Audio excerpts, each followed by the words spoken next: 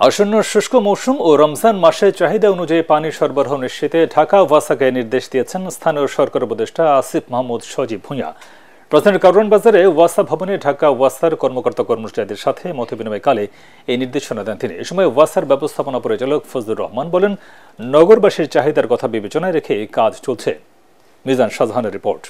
Double million offer Walton fridge কিনে পেতে পারেন 20 লক্ষ টাকা, রয়েছে কোটি কোটি টাকার নিশ্চিত উপহার। মত বিনিময় সভায় ঢাকা ওয়াসার বহুমুখী কর্মকাণ্ডের খণ্ডচিত্র তুলে ধরেন প্রতিষ্ঠানটির ব্যবস্থাপনা পরিচালক ফজলুর রহমান। বলেন, পানির স্তর নিচে নেমে যাওয়ায় নতুন নতুন প্রকল্প হাতে নেওয়া হয়েছে। এসব প্রকল্প বাস্তবায়ন হলে নগরবাসী উপকৃত হবেন। সবকিছু সুন্দর মতো হয়ে যাবে বিষয়টি এমন নয়, চ্যালেঞ্জ আছে। কি চ্যালেঞ্জ? ঢাকা শহর আসলে 2 কোটি 20 লক্ষ লোকের সেবা দেওয়া, এটি বিশাল একটা ব্যাপার। পুরান ঢাকা শহর নতুন ঢাকাতেও এখন কিন্তু ঘিঞ্জি এলাকা, যেটাকে বলে একদম ঘনবসতি আর কি, এখানে যে কোনো নেটওয়ার্কিং করা বা যে কোনো কাজ করা কিন্তু যত সহজে আমরা চিন্তা করি অত সহজে শেষ করতে পারি না। স্থানীয় সরকার, পল্লী উন্নয়ন ও সমবায় মন্ত্রণালয়ের উপদেষ্টা আসিফ মাহমুদ বলেন, দুর্নীতির সাথে কোনো আপোষ চলবে না।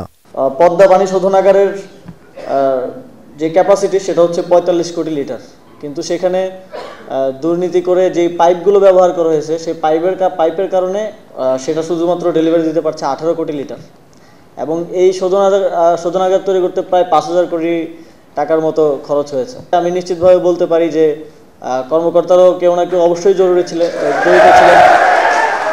কর্মকর্তারা জড়িত না থাকলে ঠিকাদারি প্রতিষ্ঠানে দুর্নীতি করার সুযোগটা কম। তিনি আরো বলেন, সংস্কারের বিকল্প নেই। নিজের ছবি হলরুমে দেখে বিরক্তি প্রকাশ করেন বৈষম্য বিরোধী ছাত্র আন্দোলনের এই সমন্বয়ক। এখানে যখন আমি আসলাম, যে শুরুতে ঢোকার সময় দরজায় আমার নিজের একটা ছবি লাগানো, তো সেই চিন্তাগত সংস্কারটা আসলে কোথায় হলো? আগে এখানে শেখ হাসিনার ছবি থাকতো, এখন আমার ছবি।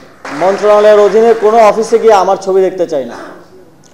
এই জায়গাগুলোতে যারা উপযুক্ত আছেন, এই জুলাই গণঅভ্যুত্থানের শহীদরা আছেন, আমাদের 71-এর মুক্তিযুদ্ধের বীরশ্রেষ্ঠরা আছেন, তাদেরকে আমরা স্মরণ করব। তাদেরকে স্মরণ করার জন্য তাদের ছবি কিংবা প্রদর্শনী সেগুলো আমরা রাখব। ওয়াসার কর্মকর্তা কর্মচারীদের আশ্বস্ত করে স্থানীয় সরকার মন্ত্রণালয়ের উপদেষ্টা বলেন, যে কোনো যৌক্তিক সমস্যার সমাধানে অন্তর্বর্তী সরকার বদ্ধপরিকর। মিজান শাহজাহান, এটিএন বাংলা, ঢাকা।